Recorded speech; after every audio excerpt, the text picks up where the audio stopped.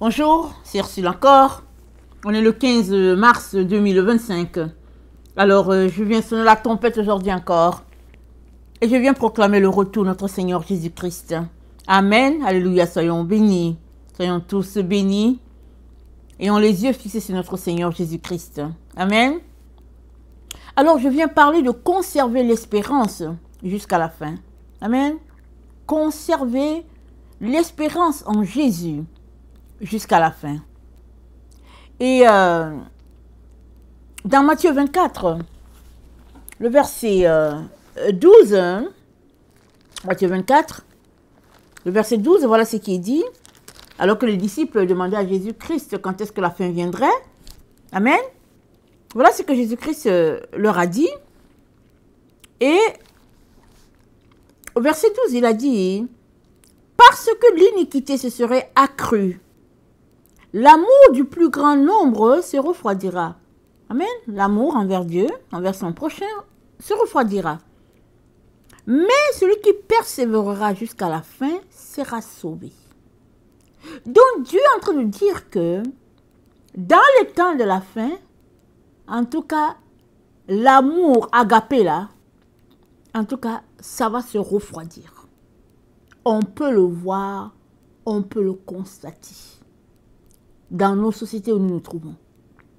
Peu importe le continent où on est, on sait que, en tout cas, affaire d'amour là, c'est le refroidissement total dans les relations les uns avec les autres. Et Jésus-Christ dit, ça c'est un signe.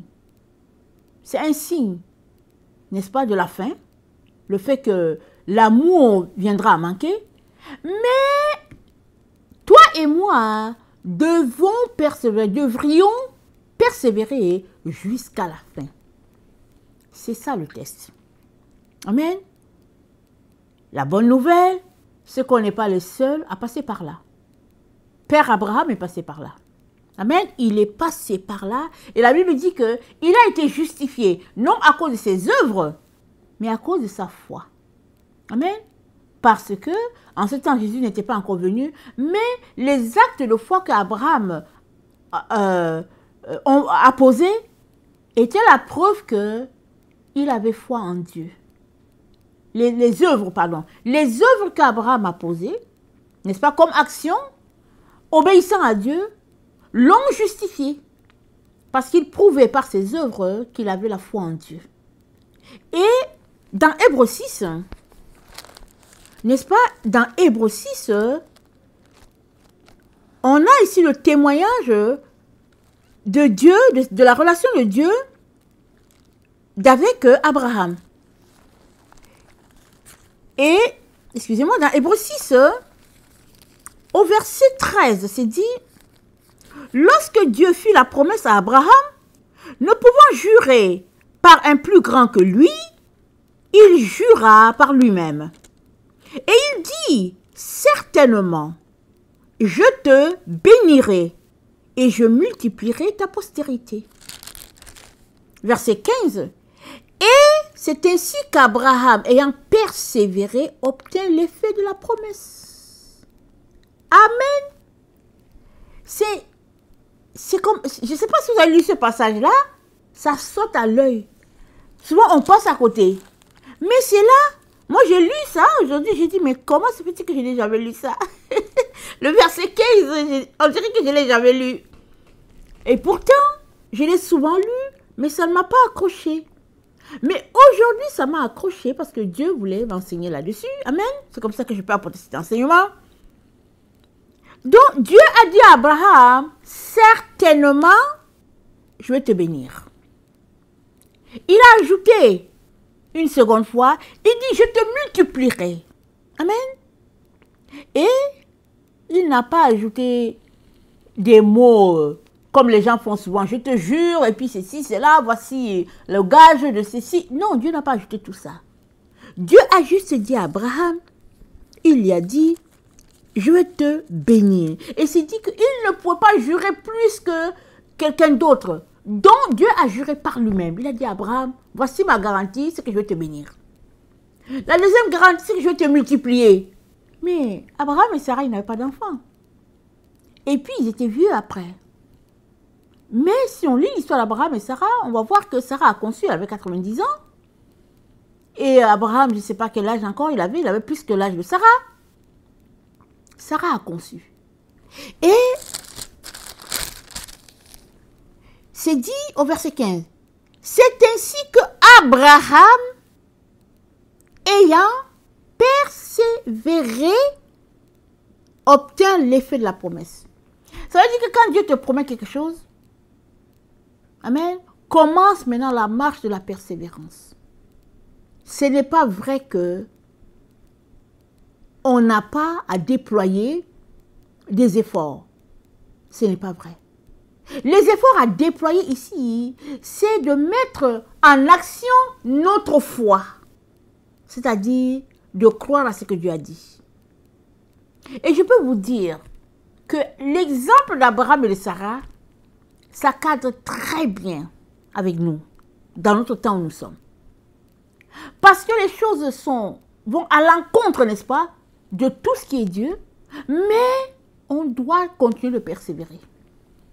Nous appuyons sur la foi des autres, de ceux qui nous ont précédés, soit les premiers chrétiens, soit ceux, n'est-ce pas, qu'on connaît, mais on doit persévérer sur la voie de Dieu, pas sur la voie que nous nous sommes créés afin d'accommoder notre chair, n'est-ce pas, pas sur cette voie-là, pas sur la voie de la chrétienté modifiée, mais non. Il y a une voie qui est celle-là de Dieu, cette voie-là, sur laquelle Dieu a placé Abraham, là il lui a dit, certainement, je vais te bénir. Mais il n'y avait pas de garantie. Abraham devait croire. Et nous savons tous que, en cours de route, n'est-ce pas, Sarah lui a dit, mais peut-être au fait que finalement c'est notre esclave qui sera, n'est-ce pas, la mère de ton enfant. Pourquoi? Pourquoi Sarah a pensé à ça? Parce que dans leur coutume, l'esclave appartenait au maître. Et Sarah donne la permission à son mari. Elle a dit, écoute, peut-être que c'est l'esclave. Abraham a eu Ismaël. Dieu dit que, ok, tu as eu Ismaël, c'est bien, mais c'est pas ce que j'ai dit. Maintenant, on peut s'arrêter pour dire, mais pourquoi est-ce que Dieu n'a pas parlé à Abraham?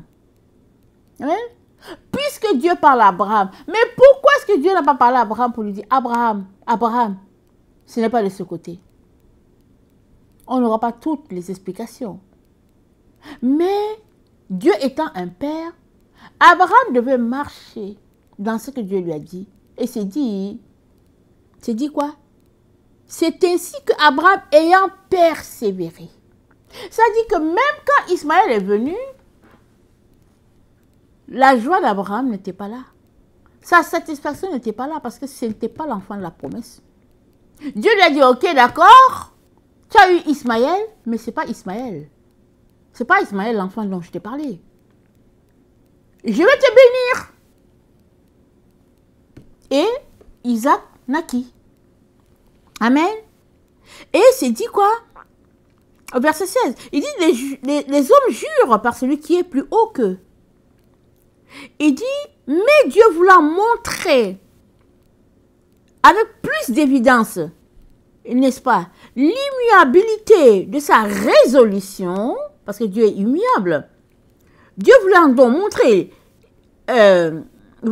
l'immuabilité de sa résolution, intervint par un serment, n'est-ce pas? Et c'est dit qu'au verset 18, afin que par deux choses immuables, dans lesquelles il est impossible que Dieu mente, nous trouvons un puissant encouragement. Nous dont le seul refuge a été de saisir l'espérance qui nous était proposée. Amen. Alors, quelles sont ces deux choses immuables dont Dieu a parlé à Abraham? La première des choses, il a dit, c'est dit au verset 13. Lorsque Dieu fit la promesse à Abraham, ne pouvant jurer par plus grand que lui, il jura par lui-même. Ok? Donc, la première chose qu'il a dit certainement, je vais te bénir. C'est ça la première promesse. La deuxième, c'est qu'il a dit, je vais te multiplier. Deux choses. Mais Dieu ne peut pas faire autrement. C'est tout ce qu'il a dit. C'est ce qu'il avait à dire, il a dit à Abraham. Maintenant, c'était à Abraham de libérer, n'est-ce pas, sa foi et de continuer de croire au-delà de tout ce qui est possible. Et quand Isaac est venu, Abraham était tellement avec l'enfant chéri que Dieu lui a dit, ok, tu vas me le sacrifier. Tu vas me le sacrifier. Mais Abraham a eu foi en Dieu parce qu'il s'est dit, ok, Dieu m'a promis l'enfant. Maintenant, il me dit de le sacrifier. Dieu a la capacité de le ressusciter. Et Dieu, Abraham aimait tellement Dieu, ben, il s'est levé, il voulait exécuter. Et Dieu lui dit, Abraham, n'approche pas. N'approche pas le couteau de l'enfant. Regarde dans le buisson. Et Dieu a pourvu. Tout cela pour dire que Dieu t'ait promis une chose, ça fait combien d'années, Dieu va le réaliser. Le problème va se trouver à ton niveau, toi. Jusqu'où es-tu prêt à persévérer? As-tu vraiment entendu la voix de Dieu ou bien tu as inventé la promesse? Première des questions. As-tu entendu la voix de Dieu? Alors si tu l'as entendu, t'inquiète pas, ça va se réaliser. Le seul problème, c'est que ça ne va pas se réaliser au moment où tu l'espères. C'est ça, c'est l'histoire, ça se trouve là. Et puis Dieu, pendant qu'il t'a promis quelque chose, il observe ton cœur pour voir qu'est-ce que tu es prêt à faire. Est-ce que malgré le fait qu'il t'a promis quelque chose que tu ne l'as pas eu, est-ce que tu es quand même prêt à continuer de l'aimer, à le servir, à te lever pour l'adorer, le louer, le célébrer et continuer de dire que Dieu est bon? Ou bien vas-tu bouder pour dire que bon, je lui dis bye bye. C'est là que les choses se jouent. Et Dieu nous dit dans ce temps où nous sommes là, nous devons espérer au-delà de toute espérance et continuer de persévérer. Parce que ce n'est que ceux-là qui vont persévérer jusqu'à la fin qui seront sauvés. Parce que vous savez, on peut débarquer de Jésus-Christ tout en continuant à aller à l'église, tout en continuant à lire sa Bible, tout en continuant à aller prier. On peut débarquer. Comment? Lui dire, papa, tu sais quoi, c'est trop difficile, je vais faire pour moi de ce côté-ci. Je vais faire comme je comprends. Je pense que je suis allé trop fort, je vais maintenant faire ça de ce côté-là. Mais ce n'est pas ça que Dieu veut pour nous. Amen, ce n'est pas ça. Si Dieu t'a promis quelque chose, alors c'est qu'il va l'accomplir. Et si tu crois que Dieu c'est ton Père, alors libère ta foi. Enlève le cœur de la chose qu'il t'a promis, parce que Dieu va le réaliser le jour, le mois, l'année qu'il aura décidé. Toi, mets-toi à le servir. Mets-toi à le louer, mets-toi à accomplir toutes ces choses-là que tu peux accomplir, n'est-ce pas, pour faire avancer le royaume de Dieu sur terre. Et laisse aller la promesse. Elle va finir par se réaliser un jour ou l'autre. Exemple de Sarah et d'Abraham. Amen.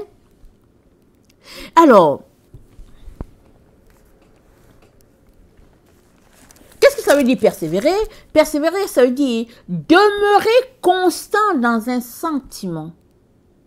Ça veut dire continuer dans la résolution que tu as prise de faire ceci ou de faire cela. Ça veut dire se mettre en œuvre sa volonté pour poursuivre le but que Dieu a mis sur ton chemin et le poursuivre avec force, peu importe les forces contraires. Amen. C'est ça, persévérer. Ça dit, tu continues de croire, tu continues d'exercer ta volonté. Ça dit, même quand le vent vient en force, n'est-ce pas, pour t'empêcher, alors tu exerces, n'est-ce pas, ta volonté, et puis Dieu va venir à ton secours. Et voilà, tu continues le chemin. Tu continues le chemin. C'est ça, persévérer. Et c'est ça que Dieu nous dit que nous devons faire. Amen. Dieu nous encourage à persévérer. Maintenant, c'est dit, j'ai oublié de noter le passage, mais c'est dans Hébreu. j'ai oublié de le noter, mais c'est dit que nous possédons l'espérance comme une ancre de l'âme. Comme une ancre. L'ancre, c'est quoi? Vous savez, quand le bateau finit en tout cas, il finit son parcours, quand on vient l'accoster, on l'accroche à un ancre qui est là pour que le bateau ne parte pas avec le vent. Donc, tant que le bateau est accroché à l'ancre avec cette grosse ficelle-là, le bateau ne va pas partir, ça va rester là. Et très souvent, l'ancre est fait de grosses ferrailles. Et souvent, on peut voir à certains endroits comment l'ancre est rouillée, parce que ça fait des années et des années et des années que le bateau est là. Le bateau reste là. Et la parole dit, l'espérance, n'est-ce pas, que nous avons, ça vient avec Jésus. Ça veut dire que le fait que Jésus-Christ t'a sauvé, l'espérance est là-dedans. Ça fait partie. Tu as le salut, tu as la guérison, tu as les dons, et puis l'espérance aussi est dedans. Dans tout ce que Jésus-Christ a acquis pour nous à la croix, tout est dedans. Amen. Et c'est dit que cette espérance-là, on l'a. Ça dit c'est ancré. Maintenant, c'est quoi le problème? Le problème se trouve à notre niveau, mes frères et mes sœurs. C'est à notre niveau. C'est comment faire pour se débarrasser de toutes ces choses-là qui se mettent sur notre chemin. Souvent, on a des envies. Souvent, on veut satisfaire les besoins de nos parents. Souvent, nous-mêmes, vraiment, on a des ambitions démesurées. Et puis, etc., etc. Toutes ces choses-là viennent se placer sur le chemin de Dieu pour nous. Maintenant, puisque Dieu nous a donné jusqu'à l'espérance qui est là comme un ancre au niveau de notre âme, ça veut dire que on devrait nettoyer l'âme, n'est-ce pas, pour qu'il n'y ait rien qui soit là comme une tache noirâtre, n'est-ce pas, empêchant la gloire de Dieu de se manifester. Et nous savons que dans l'âme, il y a l'intelligence, il y a la parole, il y a l'écoute, il y a la volonté, il y a les émotions, et on peut continuer d'ajouter. L'âme, c'est un package de beaucoup de choses qui sont là-dedans. Amen. Parce que tu es un esprit avec une âme et puis tu habites dans un corps. Amen. Donc, Dieu a placé l'espérance dans notre âme comme une ancre. Mais qu'est-ce qui fait que souvent, on est désespéré? On est découragé, on se dit, il n'y a pas d'espoir. C'est quoi? C'est parce qu'on se laisse gagner par la situation que nous traversons. Et la Bible nous dit, les choses visibles là, elles sont temporelles. Les choses éternelles, ce sont celles-là qui sont invisibles. Et nous devons garder nos yeux sur les choses qui sont invisibles, pas sur celles-là du moment. Et quand bien même tu serais dans une situation terrible, une situation difficile, il n'y a pas de situation qui ne va pas finir. Il n'y a pas. Souvent, on aimerait que ça soit réglé le plus tôt possible. Amen. On aimerait ça. Mais ça va finir par se régler. Et ça me vient de parler. Aujourd'hui, j'étais en train de faire une leçon avec mon dernier enfant. Et puis, je lui racontais comment Moïse avait fui l'Égypte. Hein, et comment il s'était réfugié au pays des Madians. Et comment ce n'est qu'après 40 ans là-bas que Dieu lui a parlé. Elle a ouvert les gros yeux. Parce que quand Moïse est parti, il avait 40 ans. Moïse est resté 40 ans au pays des Madians. Je ne pense pas qu'il avait l'intention de retourner en Égypte ou quoi. Il était bien là-bas avec son beau-père et puis il avait fondé une famille avec Séphora. 40 ans après, le temps de Dieu de se manifester à Israël est arrivé. Dieu a parlé à Moïse dans un buisson. Est-ce que Moïse avait eu la parole que Dieu allait l'utiliser? Moi, je ne sais pas. Mais ce qui est frappant, c'est que quand il a fui l'Égypte, il avait 40 ans. Peut-être que ses parents avaient reçu la promesse. Peut-être que sa sœur Marie avait la promesse. En tout cas, Moïse avait fui. Est-ce que les gens savaient où il était? On ne sait pas. Tout Toujours est-il que 40 ans plus tard, n'est-ce pas, Dieu s'est levé parce que le temps qu'il avait déclaré est arrivé, déclaré à Moïse, à Abraham. Il a dit à Abraham, ta descendance sera plus de 400 ans esclave en Égypte. Mais quand le temps appointé va venir, je vais les faire partir de là. Donc, quand Moïse fuyait déjà là, de l'Égypte, c'était déjà dans le temps. C'était déjà dans le temps que Dieu avait prévu de délivrer Israël. Maintenant, pendant les 40 ans où Moïse a fui, qu'il était au pays des Madianites, il est devenu berger. Il a eu à passer par la formation du Seigneur, parce que Moïse, vous savez, il a grandi comme un prince dans la cour du roi. Mais, étant celui-là que Dieu avait désigné pour délivrer Israël, vous savez que Dieu aime bien les bergers. Amen. Dieu aime les bergers. Et Moïse peut-être ne savait même pas ce qui lui est arrivé. Mais Dieu sait. Dieu savait que Moïse allait finir là-bas. Parce que Dieu aime bien les bergers. Moïse est devenu berger. Il gardait les troupeaux de son beau-père Jéthro. Et c'est en prenant soin du troupeau que Dieu est venu lui parler. La promesse de Dieu pour Israël s'est accomplie. Au-delà de tout ce qu'on pouvait imaginer, ça s'est accompli, ça s'est réalisé. Et Dieu nous dit aujourd'hui qu'on n'est pas avide d'espérance. Il nous l'a donné. Ça fait partie de ce qui a été acquis à la croix du calvaire. Alors ça veut dire que c'est à nous de déployer, n'est-ce pas, notre volonté, notre énergie pour laisser Dieu prendre toute sa place. Et je reconnais, c'est là que c'est pas facile. C'est là que c'est pas facile. Surtout si on s'est habitué à obtenir tout ce qu'on veut. Amen. Et si maintenant, dans ça, on est allé à l'école, et qu'on est allé prendre des diplômes, et qu'on est allé à l'université, alors je peux vous dire, c'est pas facile. Parce que Dieu a dit quoi? Il a dit la connaissance enfle. Ça veut dire qu'avant que Dieu se mette à nous utiliser, il faudra qu'il nous débarrasse de toutes ces choses qu'on a apprises sur les bancs, nous disant que c'est le chemin de la vie. Mais les idées ou les idéaux, n'est-ce pas, appris et étudiés par-ci par-là depuis notre enfance, pardon, nous placent, n'est-ce pas, contre les voies de Dieu. Parce qu'une fois qu'on va à l'école, on est éduqué à parler de moi, moi, moi. On est éduqué à faire nos choses par nous-mêmes. On est éduqué à raisonner autrement. Mais la voie de Dieu, c'est qu'on devrait raisonner en laissant Dieu être celui-là qui nous conduit, qui nous dirige. Amen. C'est-à-dire, on est éduqué avec Dieu à être des enfants. Alors,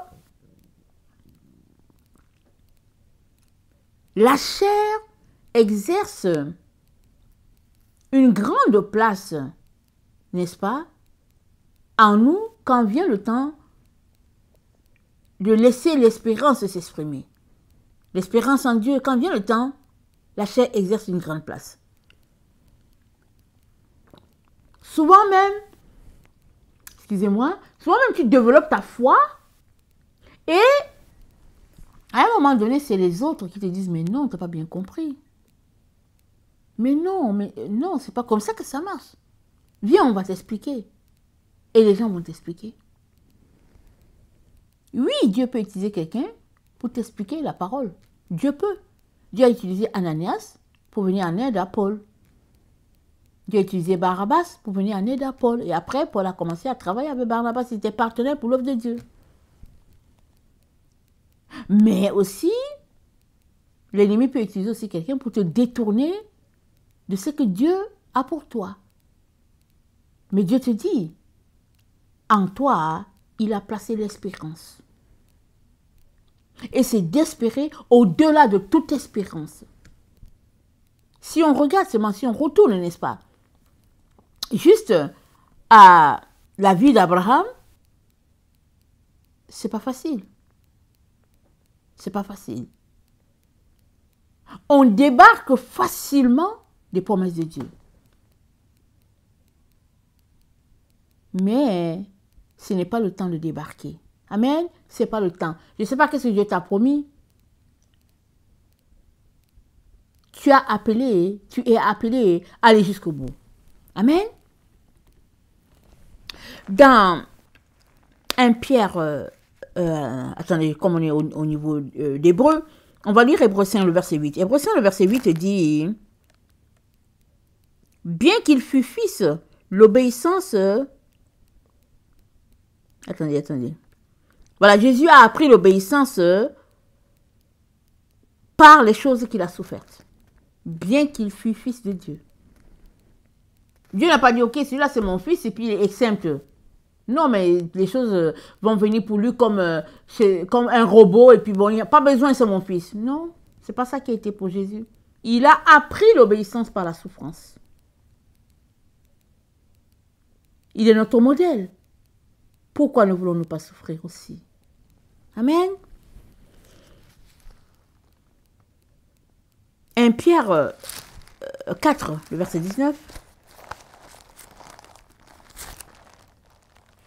1 Pierre 4.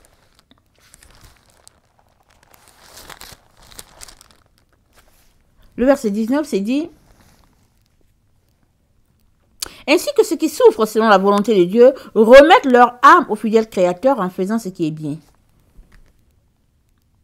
Si tu es ici, la situation dans laquelle fait que vraiment tu es sur le point de désespérer, c'est dit, remets ton âme au Seigneur en faisant ce qui est bien. Par exemple, tu peux aider quelqu'un, tu peux faire des œuvres de charité. C'est ça, faire ce qui est bien. Ça veut dire, tu vas te concentrer à bénir quelqu'un d'autre alors que tu es dans une situation de détresse. C'est la meilleure chose à faire. Amen.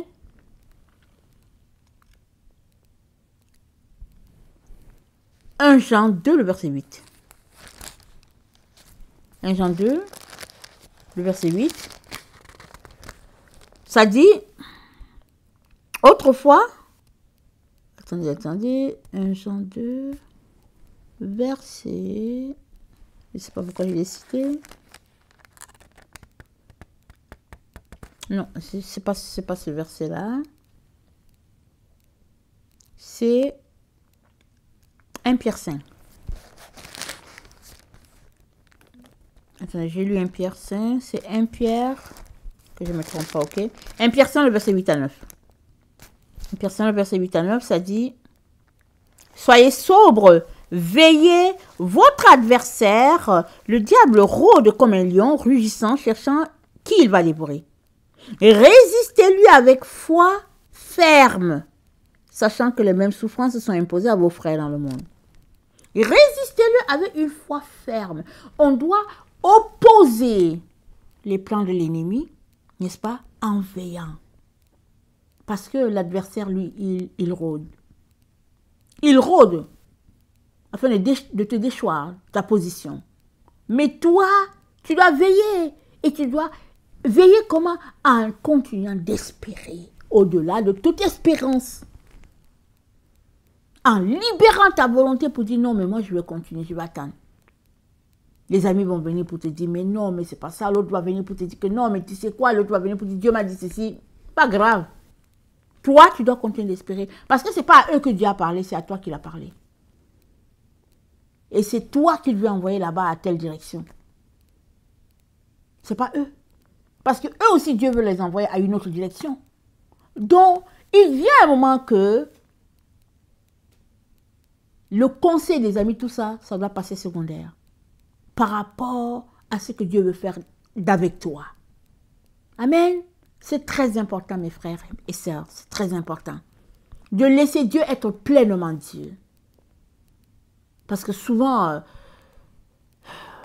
on arrive dans une situation où on ne sait plus où se tourner. C'est justement là que s'il y a une seule personne vers qui se tourner, c'est Dieu. Et lui seul. Amen.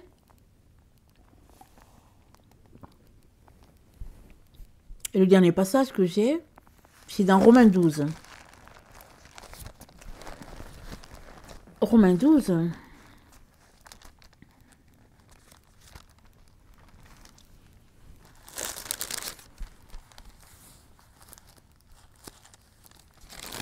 Romains 12, le verset 12 dit, réjouissez-vous en espérance. Soyez patient dans l'affliction. Persévérez dans la prière. Réjouissez-vous en espérance. Ça veut dire quoi? Ça veut dire que chaque jour tu dois te réjouir. En espérant que tu vas voir Jésus. En espérant que ta situation sera réglée. En espérant que tout est bien pour toi. L'espérance, c'est ça qui nous fait vivre, c'est ça qui nous fait aller. À partir du moment où tu arrêtes d'espérer, mais il n'y a plus d'avenir. Il n'y a plus de futur. Tu as arrêté d'espérer. Parce que l'espérance, c'est dans le futur. Tu espères quelque chose. Alors, continue d'espérer. Amen. Continue d'espérer.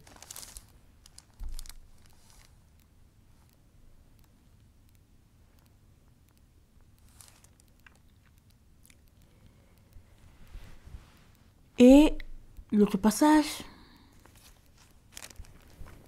c'est toujours Romains. Voilà, Romains 12, le verset 15, ça dit, réjouissez-vous avec ceux qui se réjouissent, pleurez avec ceux qui pleurent. 14, bénissez ceux qui vous persécutent, bénissez et ne maudissez pas. Donc, alors qu'on espère, on persévère, on bénit, on se réjouit, on continue d'espérer, attendant que vraiment Dieu va faire quelque chose. Et on ne reste pas à l'arrivée, les bras croisés en disant, ok, Dieu m'a promis ceci, j'attends, et puis on attend aujourd'hui, on ne voit pas, on dit que Dieu m'a promis ceci, j'attends, et puis... Non, tu laisses la situation entre les mains de Dieu, tu continues d'espérer à ses promesses, c'est lui qui l'a promis, et tu lui dis, Seigneur, quand le jour là viendra, Amen, je vais recevoir ce que tu as pour moi, mais maintenant, Seigneur, donne-moi, n'est-ce pas, ma tâche d'aujourd'hui, donne-moi ma nourriture d'aujourd'hui, afin que je puisse le donner, n'est-ce pas, à ceux-là qui vont m'écouter.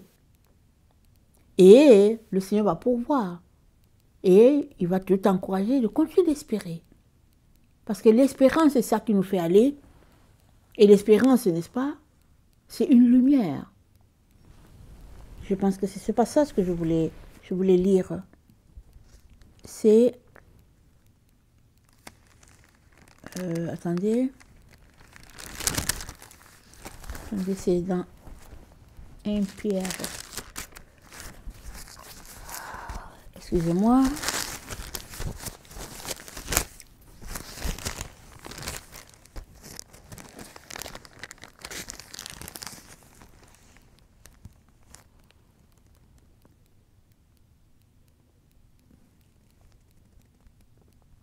C'est dit,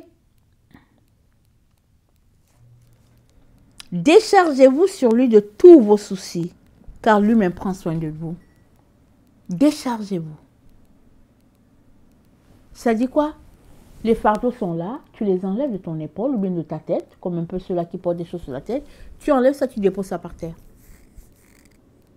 Et tu deviens léger. Tu te mets à louer Dieu, à espérer, à le célébrer pour ce qu'il a déjà fait. Et c'est en confessant de la bouche, n'est-ce pas, que les choses vont venir à toi le jour que Dieu aura déterminé. Quand il aura déterminé que le temps prévu par lui est arrivé, alors il te fera faire cette chose-là pour laquelle tu espères. Amen. Nous sommes faits, n'est-ce pas, pour tenir jusqu'au bout. C'est ça que Jésus-Christ nous a dit. Il dit, celui qui persévérera jusqu'à la fin sera sauvé. Ce n'est pas maintenant de s'arrêter. En plein milieu de la route, c'est de continuer. Et de continuer encore. Jusqu'à ce que le Seigneur lui-même se manifeste. Amen. Soyons tous bénis. Que le Seigneur bénisse sa parole. Amen.